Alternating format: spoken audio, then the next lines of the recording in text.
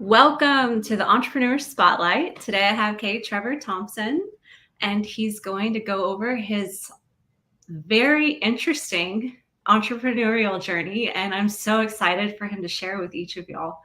And at the tail end, he's going to also share with us how we can potentially support him. So let's jump right in. How are Awesome. you doing today? I am so excited to be here. It was a big honor to meet you and to be able to get on your show here. Yeah, definitely. All right. Well, let's go ahead and jump right into your Yeah, so entrepreneurial journey. I'm definitely very entrepreneurial spirit. I really always was fascinated with going, even as a little kid, I would make a list of I'll get 50 cents to do this, a dollar to do that with my parents. Started cutting lawns at the very young age of 8 years old. Nice. Used to have paper routes. And in fact, my father was a minister. Next door was the church, and people had to volunteer to cut. So I would say, hey, if you want to pay me 20 bucks, I'll take your turn. And, I would cut the church lawn and do different things. And so that all started at the very young age of 13. I got a job with Ripley's, believe it or not. And I actually worked there all through high school, working weekends, school evenings, obviously summer vacations, sort of followed the tourism pattern. And then I moved down the street to Guinness World of Records. So very similar, but quite a bit different. And I started there just as a supervisor, quickly promoted to assistant manager. And then after 2 years, I was promoted to be the general manager. And then after a few years, just a name change, but they called me vice president, made me feel real important. And then I actually started working for Guinness, the parent company. So they didn't own the rights in North America. So they hired me as a consultant. I got permission from the local franchise, and I ran a Guinness World of Records in the Empire State Building in New York. And we completely Cool. closed it down, renovated it, restaffed it, doubled the business after doing that, and then started selling franchises and opened up a franchise location in Los Angeles on Hollywood Boulevard. Still good friends with the people that owned that. And then Guinness ended up selling the rights. And so I sort of needed a different thing to do. So I was hired as a consultant still while doing my job at the Guinness to open a Hollywood wax museum in Branson, Missouri. So I opened up that location, hired all their team, and basically worked as a consultant for a couple of years. Then I decided I wanted to move to America from Canada. I should have started. I lived in Canada originally, the land of opportunity. So I wanted to open a Guinness World of Records, and I started in Branson where I was working, but I couldn't raise the money to get it there. And I switched to Orlando, Florida, managed to raise the money, but then Ripley's, oddly enough, bought the rights to Guinness back and wouldn't give me a franchise location. So I'd already made a second deal to open a year-round haunted house and called Skull Kingdom. So I moved to America, opened up this year-round haunted house. Turned out it wasn't a really good business decision. We didn't make a lot of money, but I Gotcha. learned a lot. Obviously, it started my path moving to the US. And then I got recruited by a company called iFLY Indoor Skydiving. So they had an original location in Orlando, Florida. It wasn't very successful. It wasn't making money. And they hired me. And they also had this other attraction called Sky Coaster, which is basically a big A-frame. And you get on a hanging harness and they hoist you up 300 feet. You pull your ripcord, you free fall, and hit about 70 miles an hour flying through the sky. So Oh, I gee, ran both of those attractions, and quite hilarious because I was afraid of heights, but I did it anyways. nice. And then, the long story short, the iFly wasn't that successful, but we really managed to turn it around. And then became very successful. And then the business started growing. I did over 20 years with that company, and I actually opened 46 of our 80 worldwide locations. And so I would go to a city, hire all the team members, get the business up and running. And it was a great job. And unfortunately, that ended with COVID. So that's kind of my entrepreneurial journey. And once I ended up, before I lost my job, I started passively investing in real estate, which is what I'm doing now full time. And so I passively invested in 20 different syndicated deals. And now I'm switching to the sponsor side, where I'm sponsoring a deal, raising money, and I'm on my second one right now. And again, all the skill sets that I learned all through my life, right, of opening businesses, renovating businesses, doing things, all of those things apply very, very well over to what I'm doing, and become super passionate about it. And that's how we met originally at a meetup, where I was talking, and I was on a panel for passive investing. Yeah, that's one thing for sure. I instantly noticed your passion. It was, you can't deny that. You're simply like involved in everything, Yeah. and your energy behind it.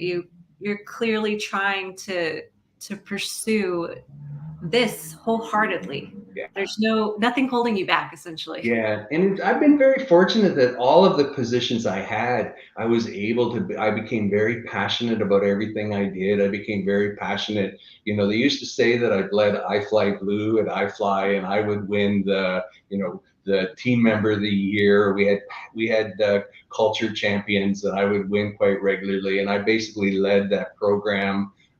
You know, with our motto was deliver the dream of flight to everybody. Love And you know, it was inspiring, and I've been very fortunate that all through my life I've been able to do things that were super exciting, super unique, and I could tap into the passions of other people. So while I wasn't a big flyer at iFly, all of the team members were, and they love to give the joy of flight to people. So it was really, again, I've had this blessed life, and we can talk about all kinds of crazy things, you know. So when I was with Guinness World Records, I had lunch with Michael Jackson. We actually gave him a Lifetime Achievement Award. it. Not Wow, many people can say they had lunch with Michael Jackson. that's cool. It was right before, obviously, all the scandals broke out, and he just signed the biggest record contract with Sony Records, and he actually loved Guinness. And he would come to the one in Los Angeles and buy it out and bring a bunch of people there, and they would hang out during the night, you know. So it was,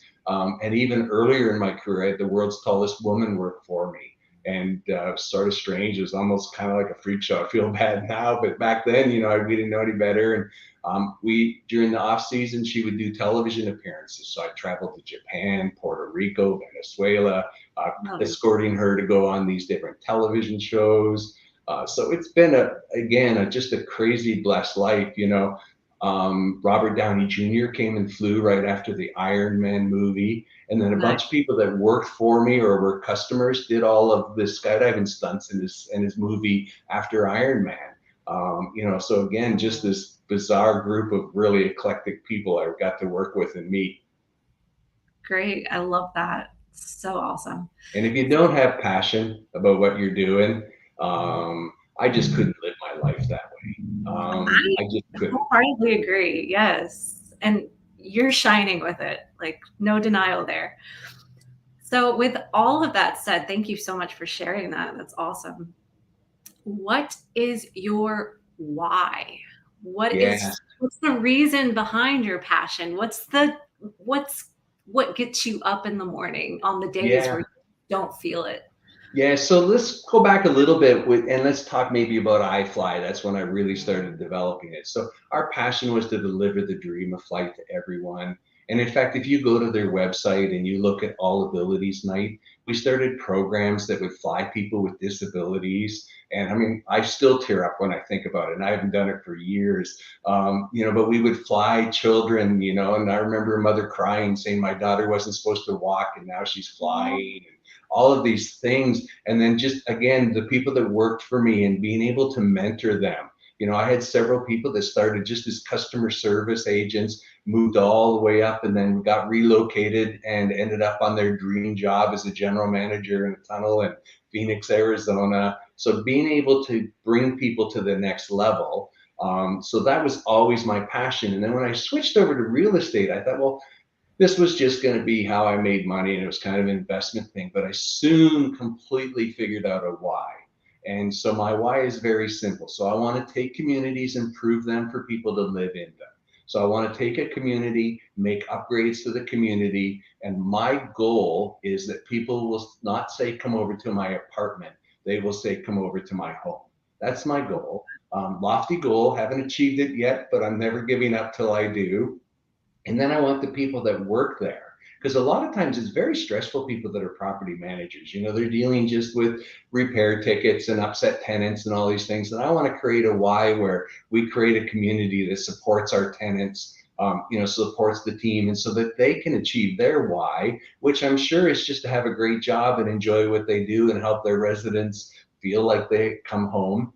And then the third one is to take people so they invest in my deals and they make passive income.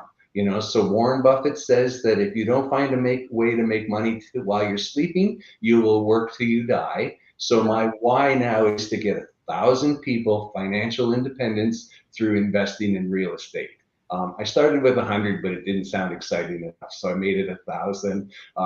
Big, hairy, audacious goal. And then the goal is they can take whatever their why is, right? So their why could be early retirement, could be college education for their children, could be to travel the world, could be to support a charity, whatever their why is. I'm now empowering them to create their why. And so I know it sounds a bit corny, but I'm really passionate about it. And I think that the world will be a better place if I can achieve any portion of my why. I think it's wonderful personally. Also, with the why and your experience, what is maybe what are a few different wisdom nuggets that you have that you'd like to share with everybody? Yeah. So the most important thing for somebody starting out, right? The world is a very selfish place. And if you can become unselfish and if you can look at things and say, what can I do for you? I love Not that. what am I going to get out of it? Again, Jim Rohn says, you can get what you want if you give everybody else what they want or need. So you have to be able to do those things. So find a way for you to serve somebody else, to be of service to somebody else, to just make their day, whatever it is. Make sure that you can do those things, and then that's going to help you. It's going to help them, and it's just doing things for people, whether it always pays back. There's never instance where I've gone out of my way to help, and maybe, they don't appreciate it or whatever. But at the end of the day, I feel good that I did it. Beautiful. Yeah. I love it. Yes. Yeah. And just be of service and work hard. I mean, I work hard, right? I'm excited and I do things, but I'm in my office. I work hard every day, and I've always worked hard, even as a young man. And because my why is not sitting on a beach. My why is not sitting on a beach. My why is to be, just a bit of control of my life and make other people's lives better. Exactly. But if your why is sitting on a beach, go for it. Right. I feel that deeply. I have a similar why. I love to help others. So that's wonderful. In your failures, is there anything that you learned in those moments that you wish you had known prior to that could help other people potentially?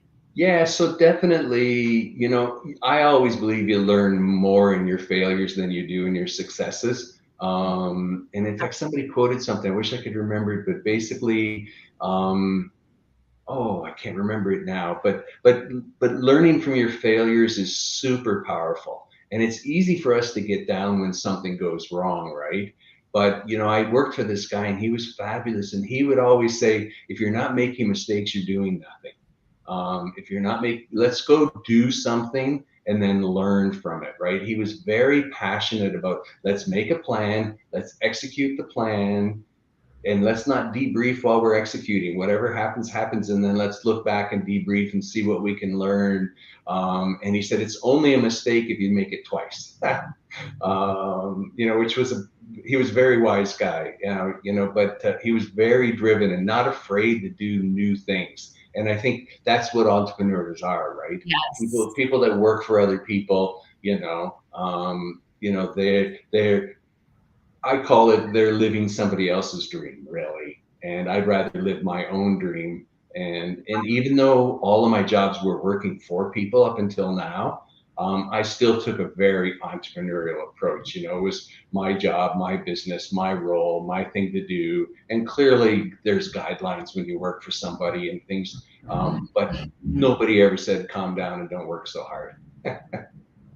It's very true. You get what you put out. And it's Yeah, even just like the giving piece too, yeah. right?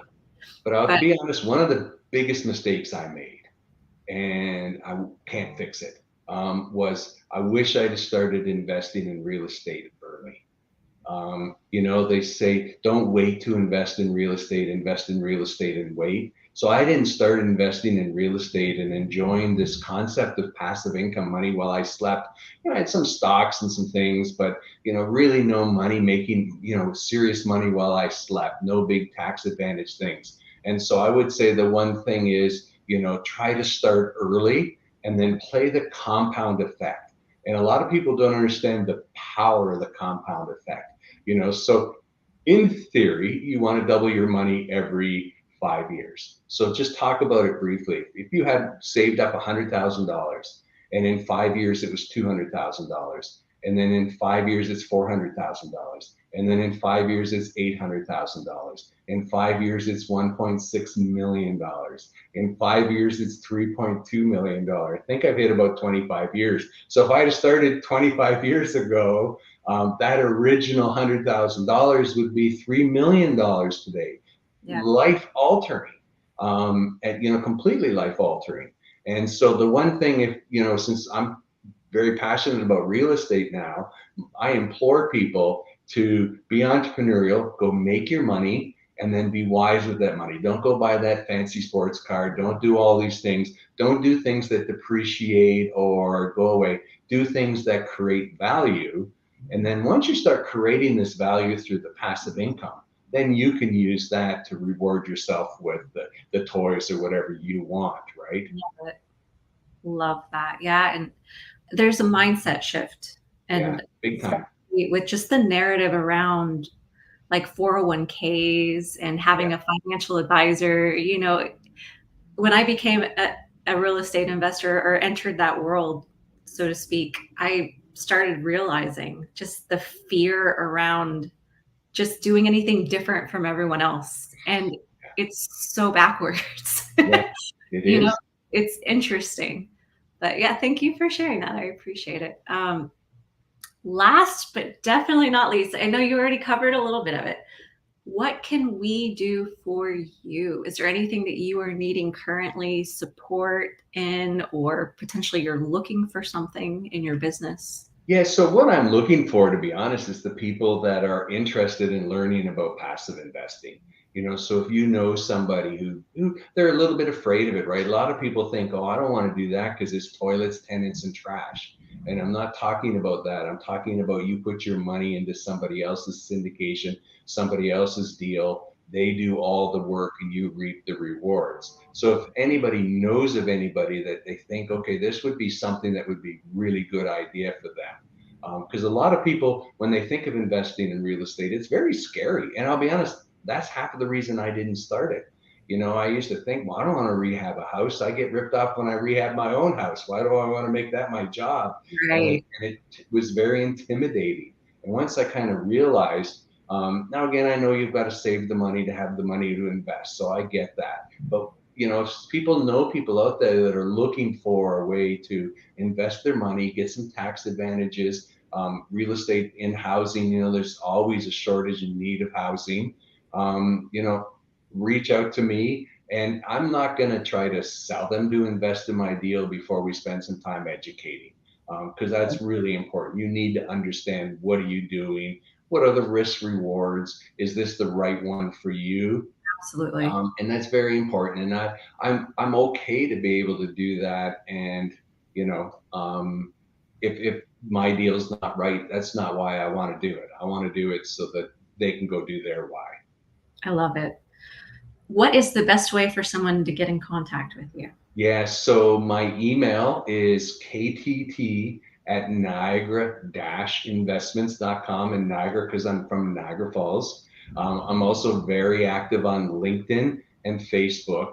On Facebook, you got to kind of tell me a little, if I see you ask me a request and you're not into real estate or you do anything, you kind of got to get my attention. LinkedIn's a little different. I'll look at your business profile and, but Facebook's a little more personal, so I'll be honest, there's probably 200 people I haven't accepted yet because I don't know who they are, where they came from, and it's also getting used a lot more by bots that want to do other things, you know, send me Bitcoin and stuff. So yeah, Yes. and then you know, but definitely LinkedIn's a great place, or that email. Awesome. Well, thank you so much for your time It's my today. pleasure, and thanks for what you're doing, bringing, you know, this is something people need to hear. You know, people need to learn about, you know, being entrepreneurial. It's really, I mean, even if you have a job, you can still be entrepreneurial within your job. I did that for years and outside of it. Yeah, absolutely. And thank you for your servant's heart and just wanting to give back. It's Oh, it's beautiful. my pleasure. Yeah, it's been nice to get to know you.